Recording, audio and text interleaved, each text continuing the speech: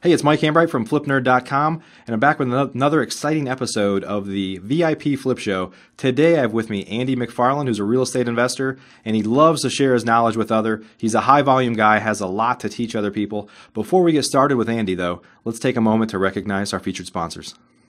RealtyMogul.com is an online marketplace for real estate investing, connecting borrowers and capital from accredited and institutional investors. Get a rehab loan fast and close in as little as 10 days. Rates start as low as 9%. We'd also like to thank National Real Estate Insurance Group, the nation's leading provider of insurance to the residential real estate investor market. From individual properties to large-scale investors, National Real Estate Insurance Group is ready to serve you. Please note, the views and opinions expressed by the individuals in this program do not necessarily reflect those of FlipNerd.com or any of its partners, advertisers, or affiliates. Please consult professionals before making any investment or tax decisions, as real estate investing can be risky. Hey, Andy, welcome to the show. Hey, thanks for having me, Mike. Yeah. I was telling you before everybody could see it. You've got the best backdrop that I think anybody's ever had. It looks like you're, in a large library there. It makes you look very intelligent with all the books. So. Thank you. I'd love to say I've read all these books, but that wouldn't be true. Yeah, that's all right. Yeah. But you're busy doing deals. Yeah, busy doing deals. I got people helping me do deals, but I love it. I love real estate, and I love doing real estate deals and just everything about it, Yeah. Well, tell us, for those that don't know you, tell us a little bit about the market where you operate in. I know you're moving into a few different states, but just kind of your background as a real estate investor. Yeah, sure. So I've been a real estate investor for about 12 years now, full-time for about 10. I got fired from my last W-2 job, so that's a story that we may get into. Yeah. But I really like the wholesale model. I always figured the quick nickel was better than the slow dime, right? You never go broke taking a profit. So I kind of do a lot more wholesaling. Last year I did almost 100 wholesale deals in Salt Lake City, Utah. Northern Utah area is my primary market. And I did about 15 or so retail flips. And I do have rental properties. I do a little bit of private lending, but primarily I'm a wholesaler. So okay, yeah. And your private lending, you're referring to hard money. You lend to other investors, or lend to other investors, mostly people that I know. I'll wholesale a deal, and I'll also lend them the money on it through my self-directed IRA or just private funds that I have. So, but yeah, okay. But I don't advertise that. I'm kind of a reluctant private lender, just to individuals. Yeah. It's interesting because I think a lot about it. I have access to. I could be a decent sized hard money lender just by hanging a shingle out, just because of the network I have. But it just comes back to opportunity costs. Will your real estate investing business suffer because you're now spending some of your time doing that? Because you probably are already the guy that's like spinning plates, and you're always afraid one of them is going to drop. So yeah, and I've thought of that too. Focus is extremely important, and when you're doing all these different types of things, especially with the lending, I haven't wanted to scale that because I want to stay focused on my primary business, which is wholesaling. So, but yeah. I'm the same way. So tell us a little bit about how you're moving into. I'm always amazed by people that are moving into operating and buying deals in other markets. Yeah. My model, I'll tell you about my model has always been, I look at every house that we buy, even though I'm not the one out buying. I have a team wrapped around this, and but I approve every deal. Now I primarily rehab too, so I want to make sure that I know what we're getting into. But there are also folks that are buying all over the country, sight unseen, and I just that's not the way that I learned. It just doesn't compute for me, but I'm always enamored by it. So talk a little bit about how you're able to do that. Yeah, so wholesaling, what it really stemmed from was I started out being me, just the one-man team, and doing a couple of deals a month. And then I decided I didn't want to take all the phone calls anymore. Because I didn't want to take the phone calls, I wasn't sending out the marketing. So as soon as I got somebody to help me take all the phone calls, then I said, great, well, I'm just going to dump more marketing out there to get more phone calls. So they started getting more phone calls. Then I didn't want to do all the marketing nuts and bolts anymore, so I had somebody help me with that. Then the guy I had helping me take the phone calls was inundated with that and processing, running like CMAs and all that stuff. So we had somebody start answering the phone calls, and it just kind of blew up from there. And then to go how we got started in other states, it just turned into Utah. We kind of had maxed out our market a little bit. It doesn't mean you can't go deeper in different channels, but from a direct mail standpoint and internet pay-per-click standpoint and things, it was we just couldn't go any bigger because Utah just wasn't that big. So we said, well, California's a pretty big state. So about 3.5 months ago, we dipped our toe into California. So we've been there for about 3.5 months, going through a learning curve there. And We've also tried out a little smaller markets. We started in New Mexico a couple of weeks ago as well. We're just trying to see if we can see a difference between bigger markets, more competitive markets versus smaller markets. Just trying to scale this thing because we've got an office and a team in Utah. We can scale it. We know we can scale it across the country if we want to. So yeah. So how do you evaluate looking at the home? Like that's where I struggle is how do you not look at a house and how do you consider repairs and things that are pretty much impossible to do over the phone? I mean, you could make assumptions, but can you talk a little bit about how you do that, or do you ultimately have somebody go look at them? Yeah, it's been a bit of a learning curve, but in California, for example, I've got like a strategic partner on the ground there who's been doing it there for a while in certain areas, but we started going outside of his area, and he takes all the hot leads, but he doesn't even go see them all. We run the comparables and we see what we think it's worth, and we ask them, fill out the repairs, and he'll lock them up on the phone sometimes, and sometimes he'll actually go verify the repairs, but the buyers will do that. So when we're getting rid of these properties, the buyers will actually go, they'll look at the properties, they'll inspect them, and they'll kind of do their own inspections and tell you what they'll pay. So we found it's not really necessary to go to the houses, really. Yeah. So what do you do about if the repairs are more than what you estimated and you can't sell it? Do you just go back and renegotiate, or do you terminate the contract sometime? I mean, you always have that built in because there's inherently more risk if you haven't seen the property. Yeah, absolutely. We definitely build it into every contract that we have a inspection period, or our buyers have an inspection period. But we actually don't go back and terminate many. We'll go back and renegotiate if we need to, but I'd say 95% of the time we're closing on them, or we're wholesaling them, either assigning them or double closing in some instances. We don't go back and we don't have to cancel very often, really. Yeah. So it's been pretty good. And so one of my questions was going to be, how do you make sure you don't leave too much money on the table by maybe you overestimated the repairs on the assumptions you made and somebody's willing to pay you more? So do you have a set asking price, or you just kind of leave it open-ended and say, we're going to take the best offer we get in the next 3 days, or something to that effect? It's a little different. In Utah, it's different than California is right now. In California, it's more of, I think, send someone out there and say, hey, what are you guys going to pay for this? In Utah, we know the market really well, and we'll see these properties in Utah because I've got an outside sales lady that goes out and she goes and gets on site and closes them with the seller. She gets and signs the contract in person. So in Utah, it's more of a, well, we know where it's going to sell at. We know where our market is, and we'll kind of get it right there and maybe push it a little bit sometimes. We've got a big buyers list that we email it out to them, and we generally can get pretty close. We don't have people bid against each other. It's the first person that puts the money in escrow. It's their deal. So okay. But so in California, where you're kind of outside of your market, are you setting a set asking price? I'm not sure exactly how he's doing that. My partner on the ground there has as a group of buyers, and I think he sends it to 2 or 3 of them and says, hey, where are you at on this, and kind of takes the best one on that. Yeah. And there's, even in my market here, there's we've always kind of set a price. This is what we want to sell for it. Once in a while, somebody will be so afraid that they're going to lose the deal that they'll offer more than we're asking. And we don't pit people against each other. But there are some guys here, some folks here that basically have more of an auction style.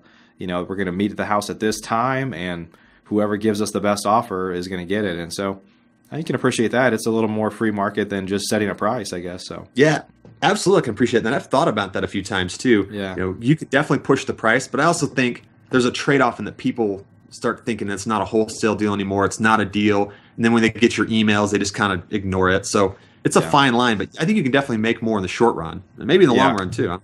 Yeah. Well, it was great that we have some of the background on you, and to hear a little bit about that you were kind of born as an entrepreneur, and some of the stuff we have in our research here on you was talking about paper routes and blow pops and stuff like that. And it's crazy. I've never had this conversation with anybody other than family members, but when I was 5, I was like going to the, what was it called? Some sort of craft store, like Benjamin Franklin or something, and we were like playing marbles, and I was like, okay, well, I'm going to start buying marbles at Benjamin Franklin and kind of marking them up and selling them to kids on the playground who always seem to have some milk money or something in their pocket. So, I mean, I have lots of stories like that from lemonade stands, paper routes, and stuff like that. But I read some of your background before we talked today, and I was like, man, we're cut from the same cloth. So talk a little bit about how your thoughts on kind of being born as an entrepreneur versus, in all honesty, a lot of folks just find their way there. I'm not sure that they started out doing stuff as a child. So tell us some of your stories. Yeah, so I never knew I was an entrepreneur. I had no idea what that was, what that meant. My parents are both working professionals, like rich dad, poor dad style. They're definitely the well-educated, go to school, get a job. When I was fired from my last job, my dad begged me to go back and just say, "Please get your job back, Andy. You don't want that in your resume," is what he told me. But my mom told me from an early age, I was always interested in money, and I was always asking people what they made. Like just this little kid always saying, "What do you make?" Like the person cutting the hair, "Hey, what do you make?" I was seriously, and I didn't know this. I was so young, but my mom told me I was always asking people that. I was always interested in money. So I'm an Army brat. So I grew up all across the country. I was born in Georgia. I've lived in New York, Kansas, Virginia, Germany. And I remember when I lived in New York, we rode the school bus from the base to, off base to school. And if you know anything about the military, you can buy things at the commissary. It's called the commissary, and it's tax-free, right? Yeah. So I would buy bulk candy, tax-free from the commissary, and I would put it in a fanny pack, right? What a nerd I was, right?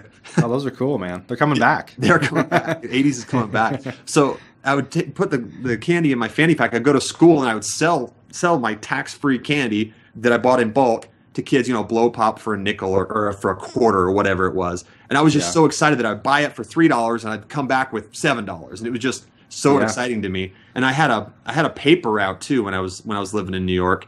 And I would go deliver the papers. And one day I kind of got like, I got sick of actually having to go do it for whatever reason. And a neighbor friend of mine, he wanted to help me with the paper route. And he was really money hungry. So I had this idea, and I didn't even know what it was. But I'm like, hey, I know I'm getting paid this much to do this. I could pay him less than that, and he could go do it, and I can make the spread. Now, I didn't know it was called subletting. I didn't know anything about spreads. It dawned on me that I don't actually have to do this work. I can have somebody else do it, and I can get paid. Yeah. And, so I sublet my paper route at like 10 years old. I don't know. That is awesome. Yeah. That is awesome. I had a paper route for a long time, and I never figured that part out. Oh man! And the collections, I had to go collect for my own customers, and they'd give me tips, and it was just amazing. Really, they're going to give me more money. It was just I was always fascinated by money. They're giving you tips, and you weren't actually doing the work. Yeah, well, I did it sometimes, but I never knew what to do with the money. Investing was like until I read Rich Dad Poor Dad and had that paradigm shift. Yeah. I knew I liked money. I just didn't know what to do with it. Making money was just foreign to me. But when I learned that idea, that really was like, whoa, that blew my mind. Yeah, that's awesome. That's awesome. I haven't shared stories like that with someone before, but we've got some of the same types of stories, which I think is awesome. I don't know where that came from either in terms of from my family necessarily. It's just something that I've always had is, I would always walk into, even from a young age, I would walk into a fast food restaurant and say, their business would be better if they just did this. Like I'd start trying to figure out how they should operate their national chain better and stuff. Yeah. So I've just always thought about that. And so I don't know. I don't know if you want me to keep going with this, but I had one of my favorite stories is when I was my last W-2 job, I was working on a loading dock. And I remember I was really good friends with one of my dock supervisors, and he was an older guy, made a lot more money than me. And he was walking on the dock, and he was just joking with me. Hey, Andy, you don't happen to know anybody with $5,000 to do a loan, do you? And I was doing real estate at the time while I was still working on the dock. And I was like, well, yeah, maybe. Why? And he told me a little bit about a situation where he borrowed from his 401k and needed to pay it back in a certain amount of time. And I said, I can do a loan for you. He's like, really? I said, yeah. And I got around to what collateral he had, and he owned a Jeep free and clear. So I did a title loan, and I didn't even know what a title loan was, but I did a title loan for the guy, loaned him $5,000 against, I took the title to his Jeep and everything. And I thought it was so cool that I think I loaned him $5,000. And I think he paid me back like $5,800. I made like $800 in 4 weeks. Yeah. And I was like, I'm working on the dock for $100 a day. And then that was out there working for me. It blew my mind. It totally blew my mind. Yeah. There's some folks I've had on the show lately, a couple different people that talk a lot about, kind of the new, I don't know what, you could call it a bunch of different things, but kind of the new way to become a millionaire in America. And a lot of it is just, it's hustle type work. It's real estate investing. It's owning assets. It's lending to others and doing, title loans or other things like that. And it doesn't require a lot of formal education or things like that, even though some people have it. But it's, real estate investing. For me, I can't imagine not being a real estate investor now. I mean, I can't imagine ever working for anybody else again. It's just things like those experiences that you live through, and you're like, I could never go work for anybody else again. One, because I wouldn't have the freedoms, and two, because quite frankly, nobody's willing to pay me what I know I'm worth. So I say the same thing all the time. I'm just like, I don't know what else I'm qualified to do, right? Like, yeah. And I know that I'm saying that jokingly, but truly, I'm like, I love it, and like you said, you can make great money at it for what we do. It blows people's mind. Yeah, yeah, and I know we're the same way in that we like to teach other people, how to do what we do and things. Talk a little bit about, what you do and why you do it. I mean, there's always the naysayers out there that say, and I don't know if you have any mentoring type programs that you take that people pay for. Right. There's always people that, I've seen a lot of it lately, and it kind of hits home because I'm moving more into that space of mentoring and coaching others and teaching other people how to do what I do. And you always get the people out that start saying, well, he's not a real investor. They're not a real investor anymore because they, what they say, if you teach, whatever the saying is, if you can't do it, teach it, or whatever. It's like, oh, that's those who can't do, teach, right? Something like that, which is stupid. Yeah. But at any rate, just talk a little bit about, why you do it, the satisfaction you get, and maybe some of the passion you have around that stuff. Yeah, I love helping people. And so I do have a couple, I guess you'd say, coaching students. They're local because I have a specific local knowledge in Utah that I can really help take someone to the next level. Yeah. So I do have a few people that they pay me to do that. I don't really advertise that. I'm not, I don't have my shingle out there saying, hey, I'm a coach. I'm trying to do that for you. But I do it on a specific basis. But I do it. My time is worth something, so I have to charge. I can't do it for everybody, but I do love sharing stuff with people. In fact, recently I started a project, iloverealestatestories.com. Yeah. Basically, what iloverealestatestories.com is all about is I am a guy that's out here, boots on the ground, currently doing deals right now. In fact, in 2 hours from now, I'm going out to look at a house that I'm with my project manager. We're going to be buying that house. I mean, I am actively in the market right now. I'm actively there. So that iloverealestatestories.com is going to show videos of projects that I'm doing. Not all the projects I'm doing, but some of them from beginning to end. And one of them that I know we're editing right now, it's totally done. The deal's totally done, was a $55,000 wholesale deal. And I record video I did a selfie of myself driving to this property saying, hey, here was the situation. I don't know what it's going to be, but I'm going to check it out right now. To when showing the house when I first pulled up, to recording walking around the house, the audio and the video of that, to negotiations with the seller, to the very end, close escrow, $55,000 profit on that, right? Beginning to end, the whole thing. I've got it all recorded, and that was a real deal I did this year, along with some flip deals I've done and other things. But I think people want to see that. They want to see boots on the ground, like, how does it really happen? Not like flip this house. They have a lot of made-up drama and things, but you don't throw hammers through windows when you get upset and donuts in the front yard. It's like, who does that? Yeah. I mean, we had one of those flip this house people were here in Utah, and they started out being legitimate, and then as it went on, like series, I think it was like the second series they did, it was totally manufactured. I mean, even to the point of where like they were buying at a foreclosure auction, but the foreclosure auction wasn't the real foreclosure auction, because I know here in Utah it wasn't the real one. So it's like they have to keep people interested, I guess. But I think there's a certain element of people that are interested in what's really going on. Like, what deal is Mike doing right now? How did you analyze it? What did you really make on that deal? Did you make 10 grand? Did you make 50 grand? What did you really make? I think people are fascinated by that. So yeah, and that's part of, in all honesty, what I'm doing here is I think a lot of people, they have insatiable appetites for learning and hearing other people's stories, and I think that's some of the success we've had with the Flip Nerd show so far, is that people love hearing this. I mean, we're not selling anything; we're just kind of sharing stories. And you're probably the same way that I am. It sounds like in a lot of ways, real estate investing can become a really lonely business if you let it. You're kind of a lone wolf out there doing deals, and you may be making a bunch of money, and you celebrate with your wife or partner or whatever, but it's kind of like, well, that was another one done. Let's go do another one, I guess. And you just kind of get caught up in this kind of hamster wheel of doing deals and never really celebrating that much or sharing your successes, and maybe embarrassed to tell people that you screwed it up a deal, or embarrassed to tell people that you made $55,000 on a deal because you don't want to make anybody feel bad. You don't want to make anybody feel bad. People can't relate to that. They look at that and it's just not real to them. So, but I think, in a lot of ways, I've gotten lonely, and that's why I share more of my information or try to meet other folks. And in all honesty, what I've told people when I explain what I'm doing here on the show, I usually say that it's just that. It's a way for me to network and kind of fill the void of meeting other people and talking about the type of stuff we talk about. So it really is hard to get people to relate. And it's interesting you said that taking your wife out to celebrate. my wife, I've been doing this since before we married. We've only been married 8 years.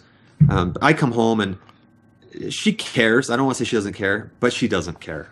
There's a lot of deals and a lot of houses that go on. So I just tell her, hey, see, we sold this one today and we made 20 grand. And she, okay, that's great. Hey, we got a T-ball game tonight. I mean, it's really, right. It's not that she's ungrateful. It's just that there's so many deals and moving parts. And it's just kind of like, for her, she couldn't show you, she doesn't know one address of a rental property you own. And she can't tell you one address of a house that I flipped. And she's just kind of like, great.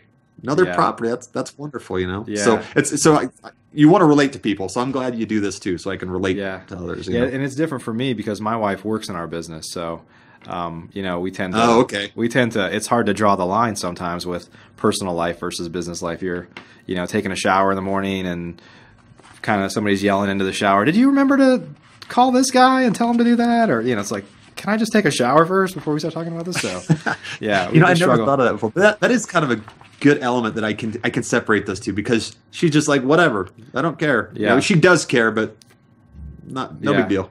Yeah. So. Yeah. Well, talk a little bit about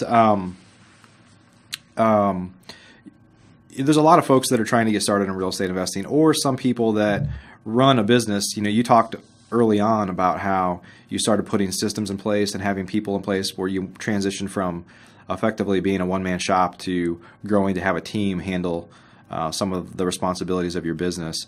And let's face it, you can't grow unless you do those things. So talk a little bit about how you made the decision to start layering people in so that you could grow. Yeah, the decision for me was, especially on the wholesale side, is just the parts I didn't like about the business. So really, it was more about like the phone calls from the sellers. Anybody that's done this for long enough, they've gone direct to seller, it all starts with a phone call. And it's generally 25, 30 to 1, right? You're going to get all these people you got to filter through. Some of them say, stop sending me stuff. They're offended by the mail you're sending them, whatever. You wonder why they even waste their time calling you. But you get all that, and it really wears on you. And if a lot of people, if they do it all themselves, they'll stop. You won't send any more mail because you don't want the angry phone calls, or you don't like talking to people on the phone. So that was the first layer for me. I didn't like taking those phone calls. So then I found somebody to take the phone calls for me, which then enabled me to, hey, let's send more marketing, because I didn't care how many phone calls were coming in, how many leads we were getting a week. Right. Like, he's answering the phone, right? But what I like to do is I'm a people person. So I love going out there, not just hearing real estate stories. I love hearing people's stories. Yeah. So I'll go in there. I would go out there to sellers and I would meet with them. I would get involved in their life, and I would just get to know them and what they needed. And I would seek first to understand what they needed, and then I would try to lay something on that worked, right? Make the deal out of that. So I never forced the deal. I kind of gave them what they needed. I sold them what they needed. Became a problem solver. Yeah. I was a problem solver, exactly. But I really would care about these people, and it showed, and that's why I did a lot of deals that way, because I love doing that. So I had those systems in place so people could answer the phone for me, so they could market for me, so they could do background research for me, because I wasn't even researching. I would go to the house, and they would put the research in the Dropbox, and they would have a file, under my opportunities, and I would go pull it up. I'd read the bio, Mike's inherited the house. There's 4 other siblings. He lives here. They live there. Here's the situation. Here's the comps. And I would go there. I'd read it for 2 minutes, and then I would get in there. Hey, Mike, I'd start talking to you, and then I'd get the deal, because I just love that aspect of it. And then that got a little bit too much. I still love that, but then there was just too many sellers to go see. So I finally freed myself by hiring an outside sales lady who goes and sees the people in Utah. So now I don't have to go see sellers if I don't want to. Yeah. So would you say that, and you just have, so you're doing a fair amount of deals. I mean, how many deals did you say you're doing approximately a year? Yeah, in Utah, so I just did the math. The first 4 months in Utah, we did average 8.5. I think we did 35 deals, January through April, just in Utah. In California, we've done 6 deals so far. And in Mexico, we're going to get our first one in the next couple of days, because we've got some hot ones coming through. But so you're somewhere, even at this point, before you start to grow, around maybe 100 deals a year, right? Yeah, Utah will do 100 wholesale deals, and I'll do about 15 to 20 flips. And so you have effectively one, you say salesperson, I refer to them as a buyer, but they're a salesperson that's doing all those deals? They're doing that type of volume? Yeah, well, there's an inside salesperson who runs all the comps and sends out offers and things, and sometimes we'll get offers back that we didn't have to go see them in person. So there's some of that happens. But yeah, the outside sales lady, or the buyer that goes to see all the hot leads, she goes and sees all the ones that are like good situation, they have equity, we get in front of them. Yeah. She goes to see them all. So when I'm curious about your operation because ours are very similar. We tend to try to go see everything so we can build that relationship with people directly versus over the phone. We try to just gather basic information over the phone. So your person that's on the phone that's taking calls, are they effectively, they're trying to maybe close deals on the phone and try to find out what they would accept for the deal? Yeah, kind of. So she knows she's got to take it to one of two directions. If they call in, if they've got equity and if they've got motivation, she never talks numbers on the phone, but she's just setting an appointment. That's it.